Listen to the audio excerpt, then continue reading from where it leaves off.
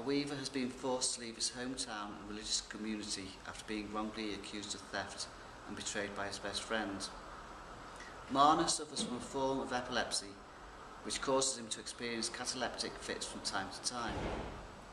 In his anger, bitterness and loss of faith in everything he once held dear, he now lives alone, taking pleasure only in the gold he is accumulating. One evening he returns to his house and is devastated to discover his precious hoard has been stolen from its hiding place. Molly Farron is secretly married to the local squire's son with whom she has a baby daughter. She is an opium addict, and as our extract opens, she is attempting to walk to the squire's New Year party through the snow carrying her baby. And this little bit where I'm going to start, it's Molly has succumbed to the snow and the cold and everything. But the complete torpor came at last. The fingers lost their tension, the arms unbent. Then the little head fell away from the bosom, and the blue eyes opened wide on the cold starlight. At first, there was a little peevish cry of "Mammy," and an effort to regain the pillowing arm and bosom.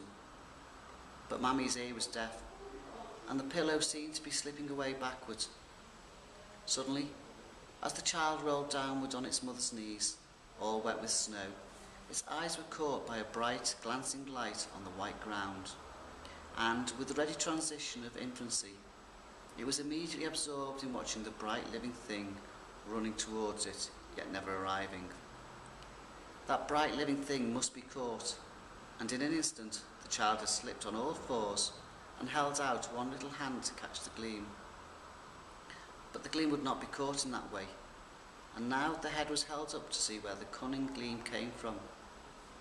It came from a very bright place, and the little one, rising on its legs, toddled through the snow, the old grimy shawl in which it was wrapped trailing behind it, and the queer little bonnet dangling at its back, toddled on to the open door of Silas Marner's cottage, and right up to the warm hearth, where there was a bright fire of logs and sticks, which had thoroughly warmed the old sack, Silas's greatcoat, spread out on the bricks to dry.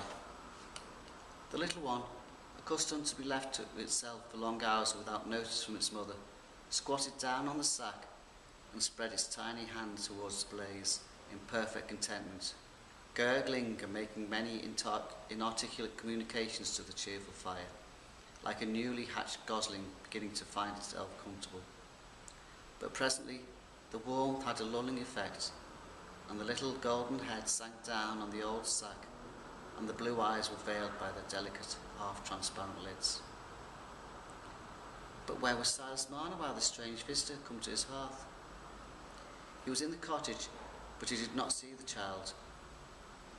During the last few weeks, since he had lost his money, he had contracted the habit of opening his door and looking out from time to time, as if he thought that his money might be somehow coming back to him, or that some trace, some news of it, might be mysteriously on the road and be caught by the listening ear or the straining eye.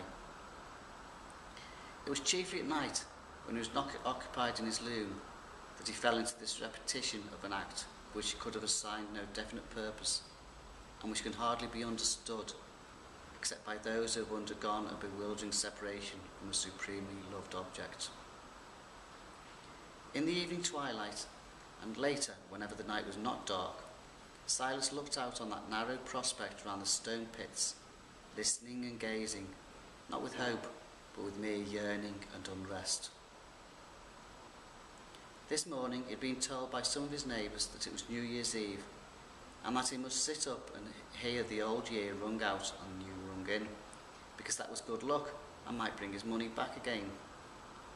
This was only a friendly, Ravelot way of jesting with the half-crazy oddities of a miser, but it had perhaps helped to throw Silas into a more than usually excited state. Since the oncoming of twilight, he had opened his door again and again, though only to shut it immediately at seeing all distance veiled by the falling snow. But the last time he opened it, the snow had ceased, and the clouds were parting here and there. He stood and listened and gazed for a long while. There was really something on the road coming towards him then, but he caught no sign of it, and the stillness and the wide, trackless snow seemed to narrow his solitude and touched his yearning with the chill of despair. He went in again and put his right hand on the latch of the door to close it, but he did not close it. He was arrested, as he had been already since his loss, by the invisible wand of catalepsy, and stood like a graven image with wide but sightless eyes, holding open his door, powerless to resist either the good or the evil that might enter there.